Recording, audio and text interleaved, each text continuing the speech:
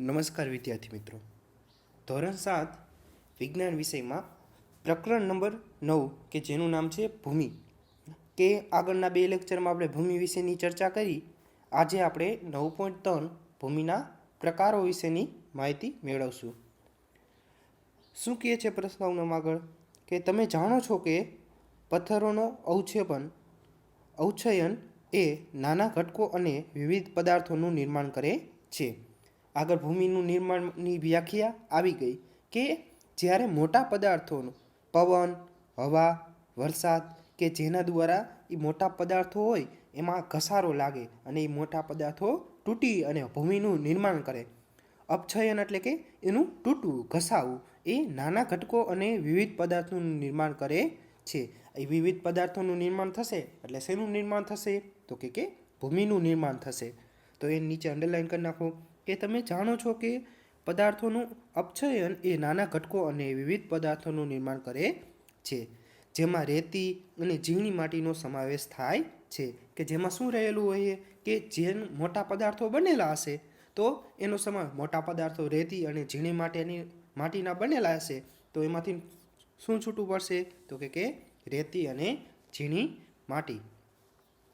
રેતી અને ઝીણી માટીની માત્રા તેઓ કયા પદાર્થમાંથી ઉત્પન્ન થાય છે તેના પર આધારિત છે. શું કહેવા માંગે છે કે એ જ કે મોટો પદાર્થ શેનો બનેલો હશે? જો તે રેતી અને માટીનો બનેલો હશે તો જે જમીન બનશે, જે પદાર્થ અપક્ષયન થશે એ કેવા હશે? રેતી અને ઝીણી માટી જેવા હશે, જેને પિતૃ પદાર્થ કહે છે. શું કહેવામાં આવે કે રેતી અને માટી જેમાંથી ઉત્પન્ન થયા એ મોટા પદાર્થને શું કહેવામાં આવે છે કે પિતૃ પથ્થર કહે છે. પથ્થરના ઘટકો અને સેન્દ્રિય પદાર્થોના મિશ્રણને ભૂમિ કહે છે. શું કે ભૂમિ કેને કહે છે? કે પથ્થરના ઘટકો અને સેન્દ્રિય પદાર્થના મિશ્રણને ભૂમિ કહે છે. પથ્થરના ઘટકો એટલે કે પથ્થરનું જે અપક્ષયન થાય છે અને જે પથ્થર બને છે એ, અને સેન્દ્રિય પદાર્થો એટલે કે આપણે વનસ્પતિના મૃતદેહ હોય, વનસ્પતિના પાંદડા હોય, પ્રાણીઓના મૃતદેહ હોય, પછી મળ, મૂત્ર કે જે સેન્દ્રિય પદાર્થોમાં સમાવેશ થાય છે એવા ઘટકોથી ભૂમિ બને છે. વિવિધ સજીવો જેવા કે બેક્ટેરિયા, વનસ્પતિના મૂળ અને અળસિયા ભૂમિના મહત્વના ભાગ છે. કે મહત્વના ભાગ કેને કીધા છે? તો કે બેક્ટેરિયા, વનસ્પતિના મૂળ અને અળસિયા ભૂમિના મહત્વના ભાગ છે. કે ભૂમિમાં રહેતા પદાર્થોનો એટલે કે સજીવોનું કીધું છે. તો કે શું રહે ભૂમિની અંદર? તો કે બેક્ટેરિયા. આપણે આગળના સત્રમાં વાત કરી કે શેની વાત કરી હતી? આપણે વનસ્પતિમાં પ્રકાશ સંશ્લેષણ, પછી વનસ્પતિમાં પોષણ, કે જેમાં વાત કરી આપણે રાઇઝોબિયમ નામના બેક્ટેરિયા હોય એ જમીનની અંદર રહેલા છે. તો એવા બેક્ટેરિયા. પછી વનસ્પતિના મૂળ ક્યાં રહેલા હોય? તો કે જમીનની અંદર. અને અળસિયા જે ભૂમિનો મહત્વનો ભાગ છે કે ભૂમિ અંદર રહેલા છે. હવે આગળ જોઈએ તો ભૂમિનું વર્ગીકરણ તેમાં રહેલા વિવિધ કણોની માત્રાને આધારે થાય છે. ભૂમિનું વર્ગીકરણ કરવું હોય આપણે જોતા હોય કે આપણી આસપાસ અલગ અલગ પ્રકારની ભૂમિ આવેલી છે, તો એનું વર્ગીકરણ કેવી રીતે થાય? તો આપણે પણ અહીંયા અલગ પ્રકારની ભૂમિ હોય, પછી આપણે બીજા જિલ્લામાં જઈએ તો ત્યાં પણ અલગ પ્રકારની ભૂમિ જોવા મળે, બીજા રાજ્યમાં અલગ પ્રકારની ભૂમિ જોવા મળે. તો આ ભૂમિનું વર્ગીકરણ કેવી રીતે કરવામાં આવે છે તે જોઈએ. જો ભૂમિમાં વિશાળ માત્રામાં મોટા કણો રહેલા હોય તો તેને રેતાળ ભૂમિ કહે છે. રેતાળ ભૂમિ કેને કહેવામાં આવે? કે ભૂમિમાં વિશાળ માત્રામાં મોટા કણો રહેલા હોય તો તેને રેતાળ ભૂમિ કહે છે. જો ભૂમિમાં રહેલા કણો એટલે કે આપણે જે રેતી, માટી એના કણો જોતા હોય અને એની માત્રા એટલે કે એનું કદ કેવું હોય? મોટું હોય, તો તેને કેવી ભૂમિ કહેવામાં આવે છે? તો કે રેતાળ ભૂમિ કહે છે. આ થઈ રેતાળ ભૂમિની વ્યાખ્યા. હવે આગળ જોઈએ આપણે તો શું કે જો ભૂમિમાં ઝીણા કણોનું પ્રમાણમાં વધારે હોય તો તેને ચીકણી ભૂમિ કહે છે. ચીકણી ભૂમિ કેને કહેવામાં આવે? કે જો ભૂમિમાં ઝીણા કણો પ્રમાણમાં વધારે હોય તો તેને ચીકણી ભૂમિ કહે છે. જો ભૂમિમાં વિશાળ માત્રામાં મોટા કણો આવેલા હોય તો તેને કેવી ભૂમિ કહેવામાં આવે છે? રેતાળ ભૂમિ. અને જો ભૂમિમાં ઝીણા કણોની માત્રા વધારે પ્રમાણમાં હોય તો તેને કેવી માટી કહેવામાં આવે છે? તો કે ચીકણી ભૂમિ કહે છે. જો ભૂમિમાં મોટા તેમજ ઝીણા કણો એકસાથે રહેલા હોય તો તેને ગોળાળુ ભૂમિ કહે છે. શું કહે? ત્રીજો પ્રકાર એટલે કે કેવો? તો કે ગોળાળુ ભૂમિ. કે જો ભૂમિમાં મોટા તેમજ ઝીણા કણો એકસાથે રહેલા હોય તો તેને ગોળાળુ ભૂમિ કહે છે. તો આપણે 3 વ્યાખ્યા થઈ. એક તો રેતાળ ભૂમિની, બીજી ચીકણી ભૂમિની અને ત્રીજી ગોળાળુ ભૂમિની. કે રેતાળ ભૂમિમાં કેવા માત્રામાં કણો આવેલા હોય? તો કે મોટા માત્રામાં. પછી ચીકણી ભૂમિમાં નાના કણો આવેલા હોય છે અને ગોળાળુ ભૂમિમાં મોટા તેમજ નાના બંને કણો આવેલા હોય તો તેને કેવી ભૂમિ કહેવામાં આવે? તો કે ગોળાળુ ભૂમિ કહે છે. આમ ભૂમિ રેતાળ, ચીકણી અથવા તો ગોળાળુ ભૂમિને બીજું શું કહેવામાં આવે? છિદ્રાળ પ્રકારે કહે છે. એ જ રીતે રેતાળ ભૂમિને ઇંગ્લિશમાં શું કહેવાય? કે સેન્ડી સોઇલ, અને ચીકણી ભૂમિને ક્લાય સોઇલ અને ગોળાળુ ભૂમિને લોમ સોઇલ. તો આ રીતે 3 ભૂમિના પ્રકાર થયા: ચીકણી ભૂમિ, રેતાળ ભૂમિ અને ગોળાળુ ભૂમિ. તો આપણે એની આકૃતિ જોઈએ, એટલે કે આપણે એનું ચિત્ર જોઈએ કે કેવી ભૂમિ આપણે દેખાય તો એ રેતાળ ભૂમિ હશે, ચીકણી ભૂમિ હશે કે ગોળાળુ ભૂમિ હશે. તો આપણે જોઈએ તો તમને અહીંયા આપેલી છે. હવે સેન્ડી એટલે કે રેતાળ ભૂમિ, આપણે કીધું હતું ને કે સેન્ડી, ઇંગ્લિશમાં સેન્ડી એટલે કેવી ભૂમિ થાય? કે રેતાળ ભૂમિ. તમે અહીંયા જોઈ શકો છો કે આ કેવી ભૂમિ છે? કે રેતાળ ભૂમિ, કે જેમાં રેતીના મોટા મોટા કણો આવેલા છે. પછી આપણે જોઈએ કે લોમીની એટલે કે કેવી ભૂમિ કીધી હતી આપણે? ગોળાળુ ભૂમિ. આ કેવી ભૂમિ થઈ? ગોળાળુ, કે જેમાં કેવા નાના તથા મોટા બંને કણો આવેલા હોય છે, કે એના વચ્ચેના કણો આવેલા હોય છે. તેને કેવી ભૂમિ કીધી? ગોળાળુ. અને ક્લાય એટલે કે કેવી? ચીકણી ભૂમિ, કે માટિયાર, કે જેમાં નાના નાના કણોનું પ્રમાણ કેવું હોય? કે વધુ પ્રમાણમાં હોય તો તેને કેવી કહેવામાં આવી છે? ક્લાય સોઇલ. એટલે કે આ ભૂમિના 3 પ્રકાર થયા, કે આપણી આસપાસ ક્લાય પ્રકારની અને ગોળાળુ ભૂમિ જોવા મળે છે. સેન્ડી ભૂમિ રણ પ્રદેશમાં જોવા મળે છે. વળી આપણે આગળ આવીએ તો આપણે વાત કરી 3 ભૂમિની. રેતાળ ભૂમિ એટલે કે સેન્ડી સોઇલ, પછી ચીકણી ભૂમિ એટલે ક્લાય સોઇલ અને ગોળાળુ ભૂમિ એટલે કે લોમી સોઇલ, કે જેની વ્યાખ્યા જોઈએ આપણે. હવે આગળ જોઈએ કે ભૂમિમાં રહેલા કણોનું કદ એ ભૂમિની ગુણવત્તા પર ખૂબ જ ઘેરી અસર કરે છે. કે ભૂમિમાં રહેલા જે કણ છે, ભૂમિમાં રહેલા કણોનું કદ એ ભૂમિની ગુણવત્તા પર ખૂબ જ ઘેરી અસર કરે છે. એટલે કે ભૂમિની ગુણવત્તા સારી ક્યારે હશે? કે એના અંદર રહેલા કણોનું કદ કેવું છે એના ઉપર આધાર રાખે છે. શું કહે છે? તો જોઈએ, રેતીના કણો ખૂબ જ મોટા હોય છે. તેઓ એકબીજા સાથે ગાઢ રીતે જોડાયેલા હોતા નથી. તમે રેતીનો ખોબો ભરશો તો તમે જોઈ શકશો કે તમારે એક કણ ઉપાડવું હોય, રેતીનો એક ટુકડો ઉપાડવો હોય તો તમે જલ્દીથી ઉપાડી શકશો. એની સાથે બીજો ટુકડો જોડાયેલો આવશે નહીં. એટલે જ કહીએ, શું કહીએ? કે રેતીના કણો ખૂબ જ મોટા હોય છે. તેઓ એકબીજા સાથે ગાઢ રીતે જોડાયેલા હોતા નથી. તેથી તેમની વચ્ચે ખૂબ જ અવકાશ જોવા મળે છે. અવકાશ એટલે કે જગ્યા. તમે 2 રેતીના કણો મુઠ્ઠી ભરો તો તમને જોવા મળશે કે રેતીના કણો વચ્ચે ખૂબ જ જગ્યા હોય છે. આ અવકાશમાં હવા ભરાયેલ છે. હવે જ્યાં ખાલી જગ્યા હશે ત્યાં શું હશે? હવા. આપણે ખબર જ છે, જ્યાં કંઈ ન હોય ત્યાં શું હોય? હવા હોય છે. આપણે કહીએ છીએ કે રેતી એ વાયુ મિશ્રિત હોય છે. એટલે વાયુ મિશ્રિત કેમ કહેવામાં આવે? કારણ કે રેતીના કણો વચ્ચે ખૂબ જ જગ્યા છે. એ જગ્યામાં હવા રહેલી છે. એટલે રેતીને કેવી કહેવામાં આવેલી છે? તો કે વાયુ મિશ્રિત હોય છે. પાણી ખૂબ જ સરળતાથી રેતીના કણો વચ્ચેથી નીકળી નીચે આવે છે. પાણી કેમ ખૂબ જ ઝડપથી સરળતાથી રેતીના કણો વચ્ચે નીચે આવી જશે? કારણ કે રેતીના કણો વચ્ચે ખૂબ જ કેવી છે? જગ્યા છે. જો જગ્યા હોય તો પાણી ઝડપથી ક્યાં આવી જાય? નીચે આવી જાય. તમે રેતીનો ઢગલો હોય એના ઉપર તમે પાણીનો ગ્લાસ નાખો તો પાણી ઝડપથી ક્યાં ઉતરી જશે? નીચે ઉતરી જશે. આથી રેતાળ ભૂમિ હલકી, છિદ્રાળુ અને સૂકી હોય છે. શું કેવી હોય છે? રેતાળ ભૂમિ હલકી, છિદ્રાળુ અને સૂકી હોય છે. સૂકી કેમ થાય? કારણ કે આપણે જેવું એના અંદર પાણી નાખશું એવું પાણી ક્યાં ઉતરી જશે?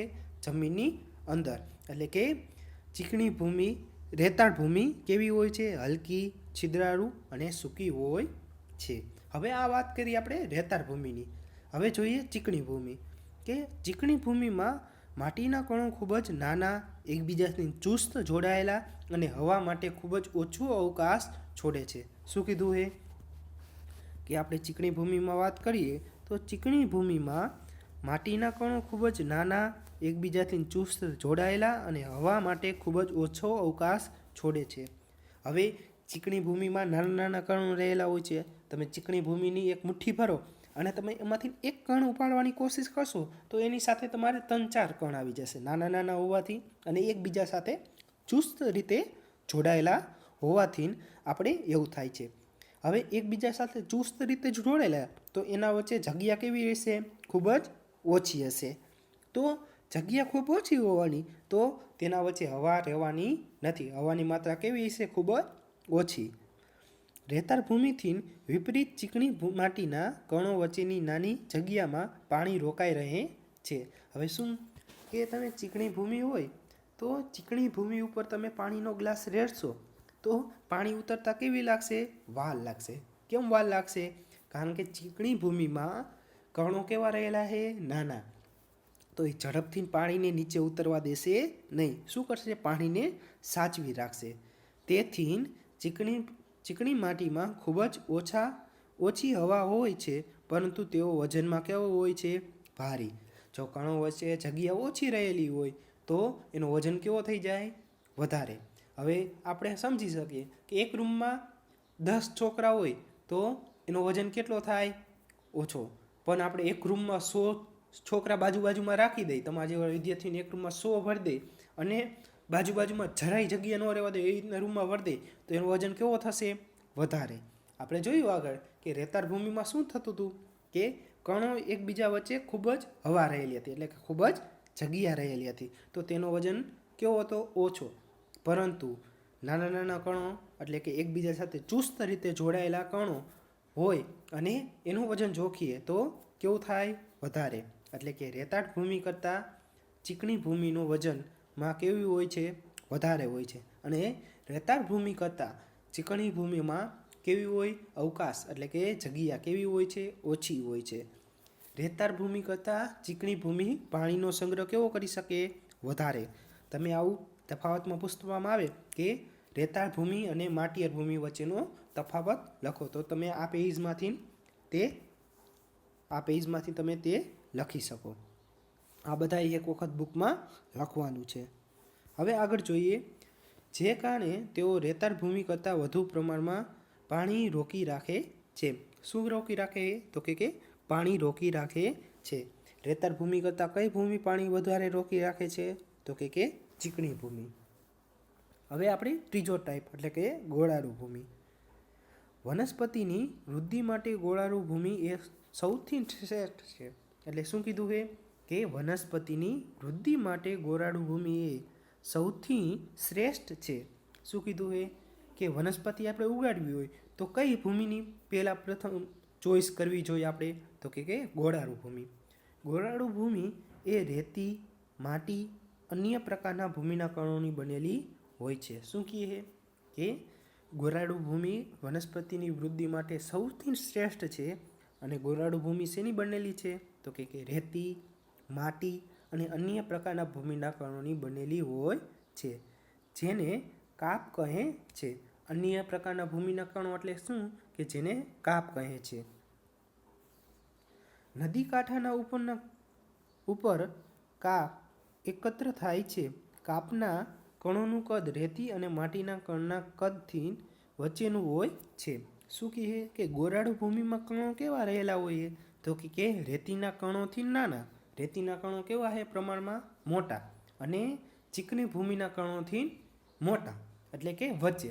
રેતાળ ભૂમિથી નાના અને ચીકણી ભૂમિથી મોટા એવા કેના કણો રહેલા હોય છે? તો કે ગોળારૂ ભૂમિના. ગોળારૂ ભૂમિમાં પણ કોણ જોવા મળે છે? આ ભૂમિ વનસ્પતિની વૃદ્ધિ માટે યોગ્ય જલધારા ક્ષમતા ધરાવે છે. શું કહે કે ગોળાર્ધ ભૂમિમાં કોણ જોવા મળે છે? આ ભૂમિ વનસ્પતિની વૃદ્ધિ માટે યોગ્ય જલધારા ક્ષમતા ધરાવે છે. યોગ્ય જલધારા ક્ષમતા એટલે શું? કે વનસ્પતિને જેટલું પાણી જોતું હોય એટલા જ માત્રામાં પાણી ધરાવે છે. તમે જોતા હોય કે વનસ્પતિ ક્યારે સારી ઉગે? એની પ્રમાણમાં જોતું હોય એટલા માત્રામાં પાણી મળે અને એટલા માત્રામાં પોષક તત્વો મળે તો જ વનસ્પતિની વૃદ્ધિ સારી રીતે થાય છે. એ આપણે તો જોઈ જ છીએ. જો આપણા વાડીમાં ખેતરોમાં વરસાદનું પાણી ભરાઈ રહીએ તો પાક શું થાય? ભરી જાય. અને જો વરસાદનું પાણી પાવામાં જ ન આવે તો પાકની વૃદ્ધિ થાય નહીં. પરંતુ જો એને યોગ્ય માત્રામાં પાણી આપવામાં આવે તો વનસ્પતિની વૃદ્ધિ શ્રેષ્ઠ થાય છે. તો વનસ્પતિની વૃદ્ધિ માટે પાણી એક ખૂબ જ અગત્યનું છે. તો પાણીને સાચવવા માટે કેવી ભૂમિ યોગ્ય ગણાય છે? તો કે ગોરાડુ ભૂમિ, કે એમાં જલધારા ક્ષમતા યોગ્ય રીતે રહેલી છે કે જેથી વનસ્પતિની વૃદ્ધિ ગોરાડુ ભૂમિમાં સૌથી શ્રેષ્ઠ થાય છે. તો વનસ્પતિની વૃદ્ધિ માટે સૌથી શ્રેષ્ઠ ભૂમિ કઈ? તો કે ગોરાડુ ભૂમિ. બીજોને એક પ્રશ્ન થાય છે કે મારે જાણવું છે કે ભૂમિનો કયો પ્રકાર માટલા અને સુરાઈ બનાવવા માટે વપરાય છે. તો એના માટેની એક પ્રવૃત્તિ કરવી જોઈશે કે માટલા અને સુરાઈ એટલે કે માટલા જેવું જ એક પાત્ર આવે કે કુંભાર હોય એ માટીના વાસણો બનાવતા હોય તો એ કેવી ભૂમિનો ઉપયોગ કરે છે એવું બુજો કહે છે. તો જોઈએ પ્રવૃત્તિ 9.3 માટીવાળી ગોળાડુ અને રેતાળ ભૂમિના નમૂના એકઠા કરો. શું કહે છે કે આપણે ત્રણેય ભૂમિ જોઈ કે માટીયાર, ગોળાડુ અને રેતાળ, એ ત્રણેય ભૂમિના નમૂના એકઠા કરો. આ નમૂનામાંથી એકાદ પ્રકારની ભૂમિ મુઠ્ઠી ભરીને લો. શું કહે છે કે બધાય માટીના નમૂનામાંથી એક મુઠ્ઠી માટી લેવાની છે. તેમાંથી પથ્થર, કાંકરા કે ઘાસ વગેરે દૂર કરો. હવે તેમાં ટીપું ટીપું પાણી નાખીને ગૂંધો. આકૃતિ 9.4a કે 9.4 એમાં દર્શાવેલું છે કે આવી રીતે માટીને આપણે લોટ બાંધી એવી રીતે ગૂંધવાની છે. એટલા પ્રમાણમાં પાણી નાખો કે જેથી માટીનો દડો બનાવી શકો. તમે બધા માટીના દડા બનાવ્યા જ હશે, માટીના રમકડા બનાવ્યા હોય ને તમે બધા નાના હોય ત્યારે, તો એવી રીતે માટીના રમકડા બનાવવા માટેનો માટીનો જથ્થો તૈયાર કરવાનો છે. આકૃતિ 9.4 પણ તેની સાથે તે કણો ન હોવો જોઈએ. શું કહે કે એટલા પ્રમાણમાં પાણી નાખો કે જેથી પાણીનો દડો બનાવી શકાય. હવે આકૃતિ 9.4b, તમે આકૃતિ 9.4bમાં જોયું હશે કે માટીનો પીંડો તૈયાર કરવામાં આવ્યો છે પણ તેની સાથે ચીકણો ન હોવો જોઈએ. શું કહે કે જે માટીનો આપણે તૈયાર કર્યો છે જથ્થો એમાં કેવું હોવું ન જોઈએ? તો કે ચીકણો ન હોવો જોઈએ. ભૂમિમાંથી દડો બનાવવાનો પ્રયત્ન કરો. જો આકૃતિ 9.4cમાં શું દર્શાવેલું છે કે આ તમે આકૃતિ C જુઓ તો એમાં દડો બનાવવામાં આવેલો છે. શેનો? તો કે માટીના કણોનો. હવે આગળ જોઈએ આપણે કે સીધી સપાટી પર દડાને નળાકારની જેમ વણો. આકૃતિ 9.4 આ નળાકારમાંથી એક રિંગ જેવી રચના બનાવો. બીજા નમૂનાઓ વડે આ પ્રવૃત્તિનું પુનરાવર્તન કરો. શું માટીના નમૂનાના આકાર પરથી તેનો પ્રકાર જાણી શકાય છે? શું કહેવા માગે છે? તો કે આ પ્રવૃત્તિ કરીએ તેના દ્વારા આપણે કહી શકીએ કે માટીના કયા કણોનો ઉપયોગ કરવામાં આવ્યો છે. ગોરાળ ભૂમિ, માટીયાર ભૂમિ કે ચીકણી ભૂમિ, કઈ ભૂમિનો ઉપયોગ કરવામાં આવેલો છે તે આપણે કહી શકીએ. તો કે હા. સૌથી શ્રેષ્ઠ શેના વડે રિંગ બનશે? તો કે આપણે ચીકણી ભૂમિ વડે સૌથી સારામાં સારી રિંગ બનાવી શકીએ છીએ. રેતાળ ભૂમિ વડે આપણે રિંગ બનાવી શકશું નહીં, કારણ કે એના વડે તૂટી જશે. એવું કેમ થાય છે? તો કહી શકીએ આપણે કે રેતાળ ભૂમિમાં કણો વચ્ચે જગ્યા ખૂબ જ વધારે રહેલી હોવાથી તેની રિંગ બનાવી શકશું નહીં. અને સૌથી સારી રિંગ શેના વડે બનાવી શકશું? તો કે ચીકણી ભૂમિ વડે સૌથી શ્રેષ્ઠ પ્રકારની રિંગ બનાવી શકશું. તો આ પ્રવૃત્તિ વડે કહી શકીએ કે કુંભાર હોય તો તેના માટલા બનાવવા માટે કેવી પ્રકારની ભૂમિનો ઉપયોગ કરતા હશે? તો કહી શકીએ આપણે કે ચીકણી ભૂમિનો ઉપયોગ માટલા બનાવવા માટે, સુરાહી બનાવવા માટે ઉપયોગી છે. આ આપણી ભૂમિના પ્રકાર થયા કે સેન્ડી, લોમીની, ક્લાય. સેન્ડી એટલે રેતાળ, લોમીની એટલે ગોળાળું અને ક્લાય એટલે કે ચીકણી. તો આ ભૂમિના પ્રકાર જોયા આપણે અને કયા પ્રકારની ભૂમિ શેના માટે ઉપયોગી છે તે આપણે જોયું અને સાથે સાથે ભૂમિના ગુણધર્મો જોયા કે કેવા કેવા પ્રકારની ભૂમિ વચ્ચે કેટલી માત્રામાં જગ્યા રહેલી છે, કેવી ભૂમિ કેવા કણોની બનેલી છે. તો આ બધું એક વખત વાંચવાનું છે અને તૈયાર કરવાનું છે. આજ માટે બસ આટલું જ. જય હિન્દ, જય ભારત.